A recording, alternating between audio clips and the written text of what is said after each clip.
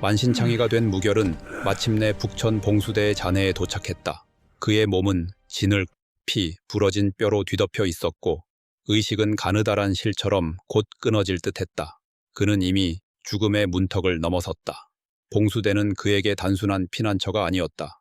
이곳은 고구려 패자들의 마지막 희망이 봉인된 성지였으며 동시에 당나라가 수백 년간 피를 뿌린 잔혹한 압제의 상징이기도 했다. 당나라는 고구려를 멸망시킨 직후 영락대제의 정기가 봉인된 곳을 찾기 위해 수많은 고문서들을 뒤졌다. 마침내 봉수대의 존재를 알아낸 그들은 수백 명의 고구려 출신 노예와 포로들을 동원하여 봉수대 전체를 파헤치도록 강요했다.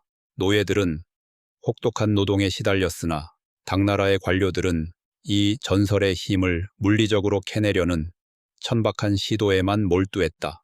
전설을 해독하던 고구려 출신 고위학자 한 명이 끔찍한 고문 끝에 봉인된 기운은 오직 고통과 불굴의 의지를 연료로 삼는 자에게만 열린다고 절규하자 이 말을 이해하지 못한 당나라 지휘관은 봉수대 아래 땅굴을 파괴했다. 결국 기초구조를 알지 못한 무 봉수대 발굴이 실패로 돌아간 후 당나라 관료들은 이 전설이 입에서 입으로 전해지는 것을 막는 것이 더 중요하다고 판단했다. 그들은 봉수대 인근의 고구려 유민들을 상대로 잔혹한 마녀 사냥을 시작했다.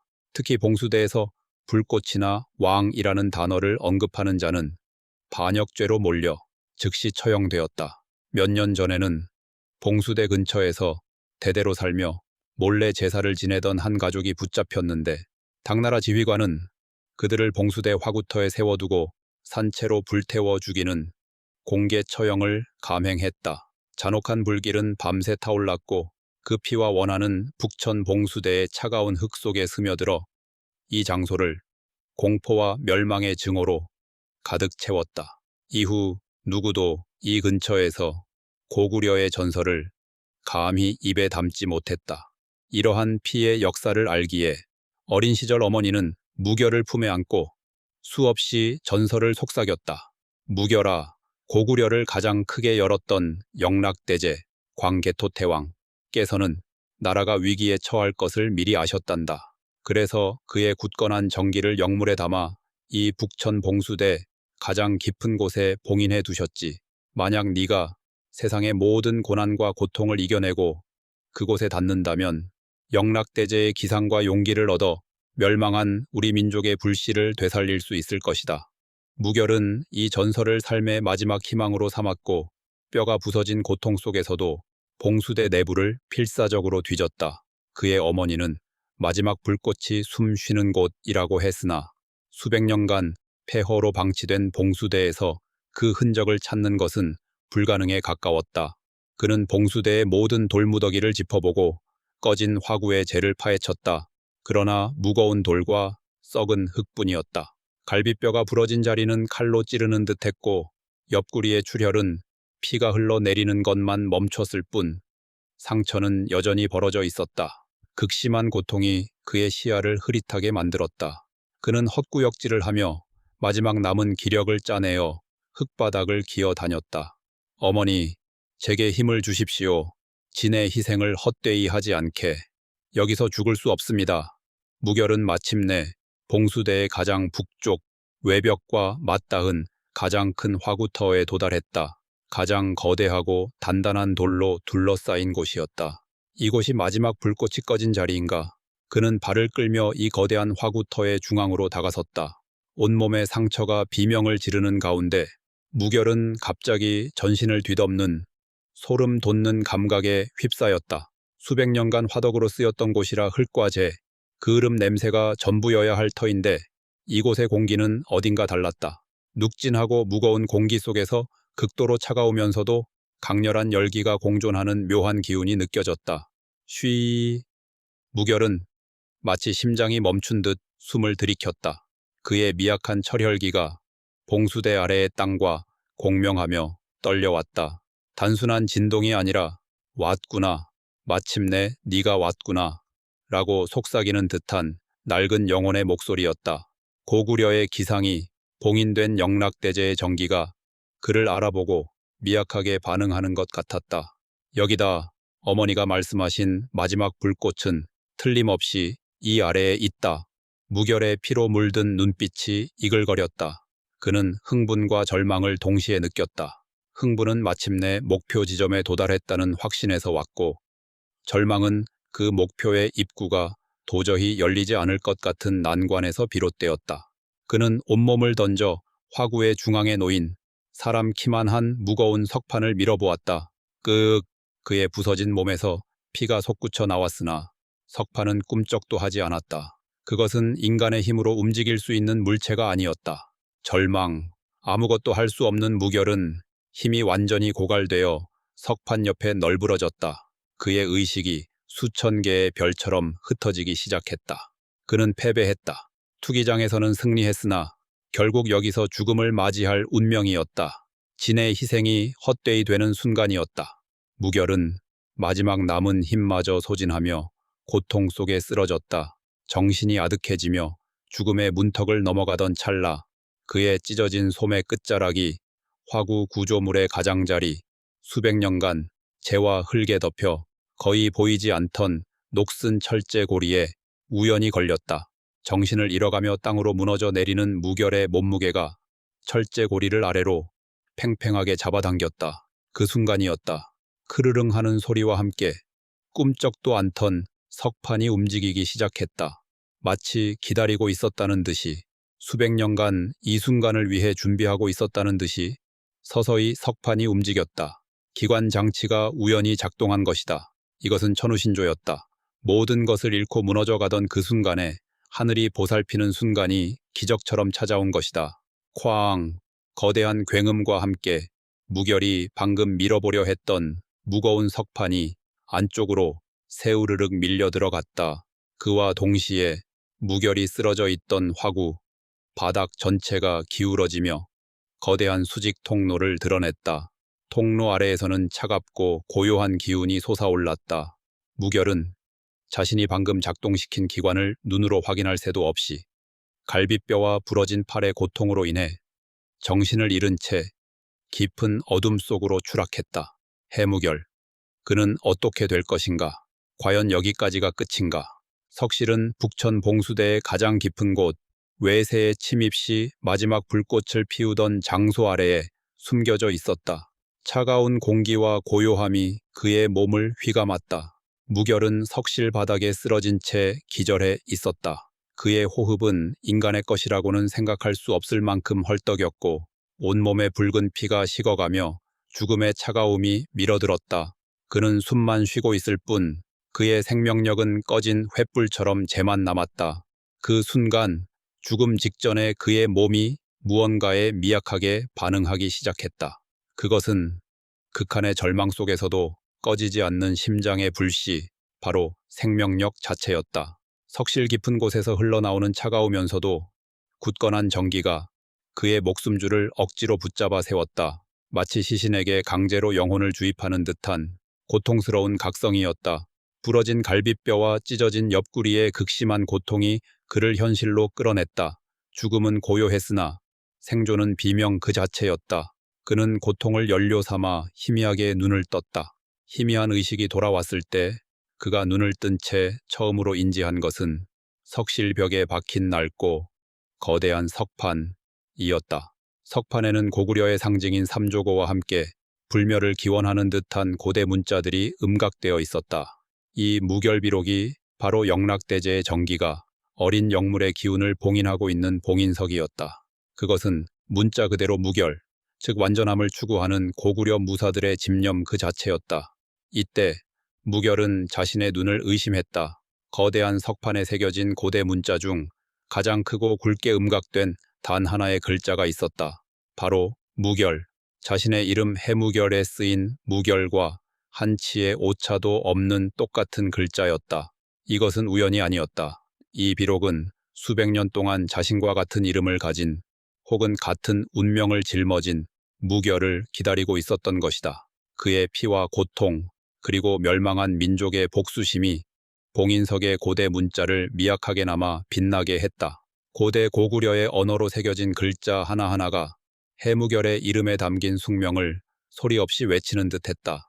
그 순간 차가운 석실 공기 속에서 느껴지는 묘한 생명의 기운이 그의 상처 속으로 스며들기 시작했다. 봉인석 주변에 수백 년간 응축되어 있던 고구려 영락대제의 굳건한 정기가 무결의 절망적인 생명력을 감지하고 아주 미세하게 누출된 것이다. 이 기운은 무결에 찢어진 옆구리와 부러진 갈비뼈의 고통을 아주 일시적으로 마비시키며 죽어가던 그의 생명줄을 간신히 붙잡아 주었다.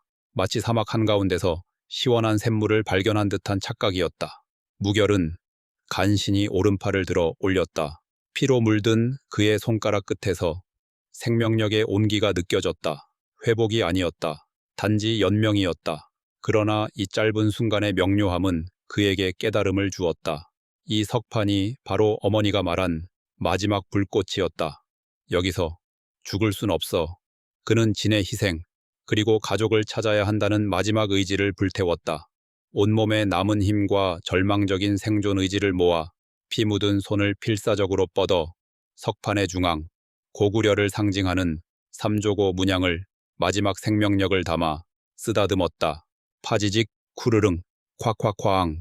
무결의 손이 석판에 닿는 순간 석실 전체가 거대한 천둥 소리와 함께 격렬하게 흔들렸다. 소리는 땅이 뒤집어지는 듯한 굉음이었고 마치 수백 마리의 용이 울부짖는 듯한 웅장한 포효가 석실의 돌벽을 맹렬히 진동시켰다. 이때 정기의 폭발은 삼조고 문양을 중심으로 일어났다. 석판 중앙에 굳건히 음각되어 있던 삼조고 문양이 섬뜩할 만큼 뚜렷한 붉은 빛을 띠며 타오르기 시작했다. 삼조고는 단순한 그림이 아니었다. 석판 위에 새겨진 문양 자체가 고대 고구려의 불멸의 힘을 응축한 봉인이었다. 무결에 피 묻은 손이 닿자마자 삼조고의 세 발이 딛고 있는 지점에서부터 미세한 균열이 파지직 소리와 함께 석판을 갈랐다. 이 균열 사이로 새어나오는 빛은 일반적인 빛이 아니었다. 그것은 용광로에서 갓 꺼낸 쇳물처럼 금속성의 강렬한 붉은 빛이었고 동시에 가장 순수한 결정처럼 순백의 찬란한 광채를 머금고 있었다. 문양 속 삼조고의 형태가 입체적으로 변모하기 시작했다. 조각된 세 개의 발은 실제 날카로운 맹금의 발톱처럼 석판을 움켜쥐는 형상으로 깊게 파고들었고 새 몸통을 이루는 선들은 수백 년 묵은 붉은 철의 색으로 변하며 격렬하게 떨렸다. 가장 무서운 변화는 삼조고의 두 눈에서 일어났다. 돌처럼 차가웠던 새의 눈은 영락대제의 굳건한 의지가 주입된 듯 타오르는 태양의 핵처럼 폭발적인 황금빛을 뿜어냈다. 그 빛은 무결의 눈을 멀게 할 만큼 강렬했으며 수백 년간의 고통과 숙명을 응축한 듯한 고대적이고 잔혹한 기상을 담고 있었다. 푹 하는 소리와 함께 이 황금빛과 붉은빛이 뒤섞인 강렬한 전기는 석판에서 솟아오르는 대신 마치 수백 마리의 불멸의 새가 동시에 날개를 접고 무결에게 돌진하는 듯한 압도적인 폭포처럼 쏟아져 내렸다.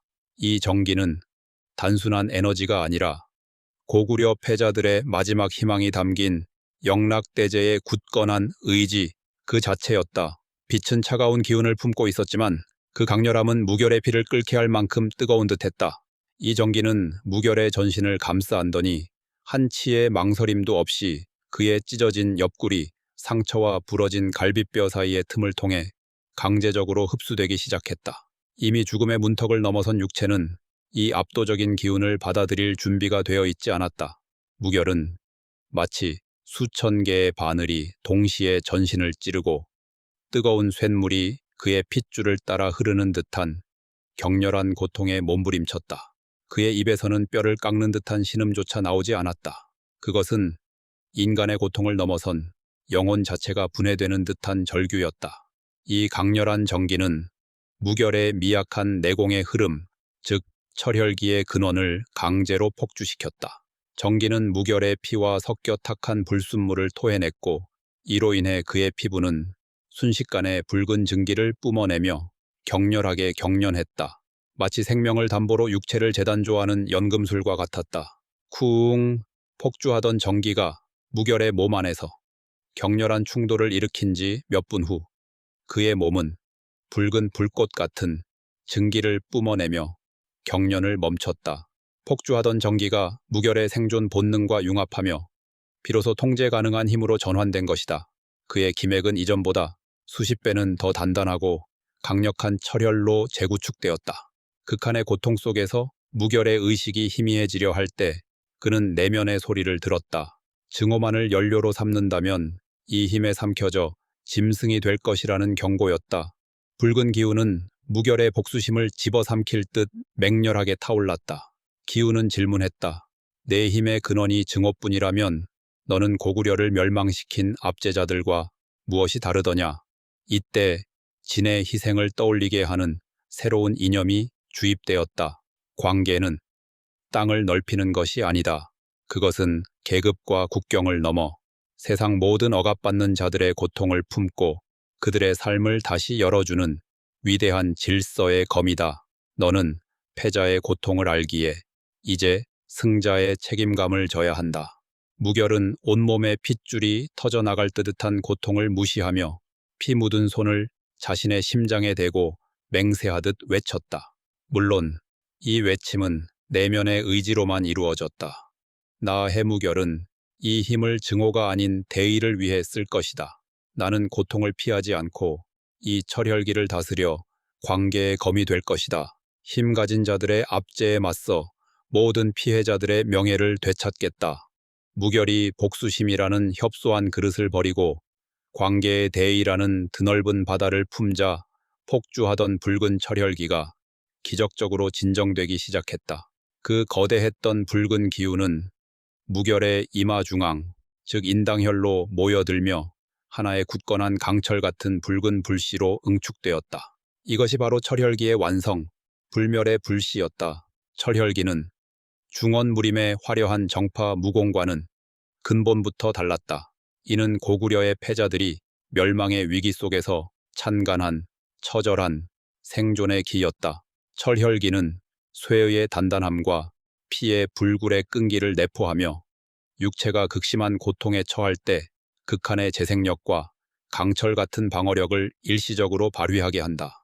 그러나 이 힘을 통제하지 못하면 광기에 사로잡혀 철혈기로 주화임마할 위험이 있었다. 무결의 몸은 이제 단순한 육체가 아니었다. 그것은 영락의 전기가 맹렬히 타오르는 거대한 용광로가 되었다. 무결비록의 전기는 인간의 육체가 감당할 수 없을 만큼 거대하고 굳건한 힘이었기에 그의 몸은 단 한순간도 고통에서 벗어날 수 없었다. 전기는 그의 미약하고 찢겨진 기맥을 단숨에 폭파시켰다. 수천 개의 유리 조각이 온몸의 혈관을 긁어내는 듯한 극한의 통증이 무결의 정신을 잠식하려 했으나 대의를 품은 의지력만이 그를 붙잡았다. 파괴된 기맥은 전기의 강력한 압력 아래에서 강철선처럼 단단하게 재구축되었다. 그의 골수에서는 붉은 빛이 솟아나오기 시작했다. 피는 끈적하고 쇠 냄새가 진하게 나는 액체로 변모하며 영락의 전기와 뒤섞여 탁한 불순물을 토해냈다. 이 과정은 뼈를 녹여 다시 주조하는 단조와 같았다. 며칠 밤낮으로 이어진 격렬한 치환 끝에 그의 뼈대는 일반 무인과는 비교도 되지 않을 견고함을 얻었고 피는 고통을 동력으로 삼는 불굴의 에너지원으로 바뀌었다. 모든 정화와 단련 과정이 끝났을 때 무결의 체내에 흐르던 철혈기는 복수라는 휘발성 연료가 아닌 대의라는 영원한 심지를 얻게 되었다. 이 굳건한 힘은 그의 전신을 순환하며 끊임없이 재생력을 공급했고 그 증거로 붉은 기운이 그의 인당혈에 작은 불멸의 불씨로 자리 잡았다. 그는 더 이상 상처 입은 소년이 아니었다. 그는 고통을 이겨내고 철혈의 강인함을 얻어 멸망한 고구려의 숙명을 짊어진 광계의 대의를 수행할 패자로 다시 태어난 것이다. 며칠 후 석실에서 나온 해무결은 이전과 완전히 다른 존재였다. 그의 몸은 강인하고 단단해졌으며 피부 아래로 흐르는 붉은 기운은 그의 존재 자체를 고밀도로 압축시켰다. 그의 눈빛은 여전히 차가웠지만 맹목적인 증오 대신 확고한 대의와 지도자의 풍모가 자리 잡았다. 무결은 석실을 나선 후 차가운 새벽 공기 속에서 깊게 숨을 들이마셨다. 고통은 사라지지 않았지만 이제 그 고통은 그의 움직임을 마비시키는 대신 끊임없이 자신을 단련하는 강철의 채찍이 되었다. 그의 다음 행보는 분명했다. 어머니와 여동생, 멸망한 고구려 왕족의 피가 흐르는 가족을 찾는 것. 이 넓고 드넓은 당나라 땅에서 힘없는 포로가 된 가족을 어디서 찾아야 할까?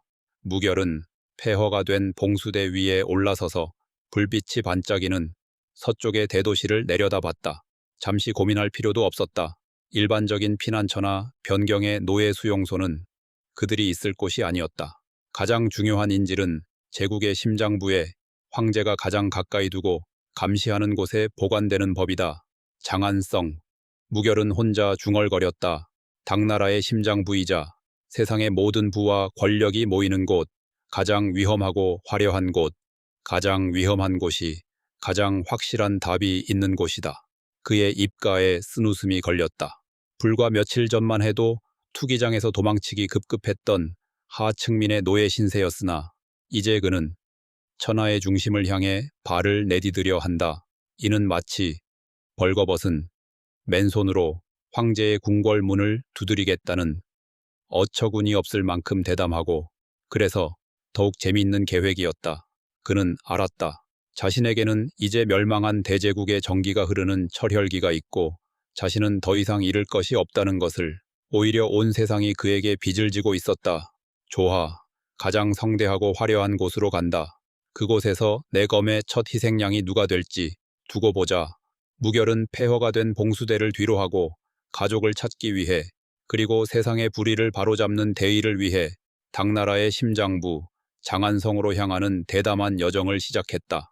그는 이제 강호에 나선다. 패자의 검을 들고 세상의 불의를 바로잡는 광계의 대의를 품은 채 곧 태수의 딸 백란과의 세 차례 모멸적인 조우를 통해 자신의 대의가 계급적 모순과 중언무림의 낡은 질서에 맞서 싸워야 함을 깨달을 것이다. 패자의 땅에서 살아남은 검, 무결 신검의 대서사가 이제 시작된다.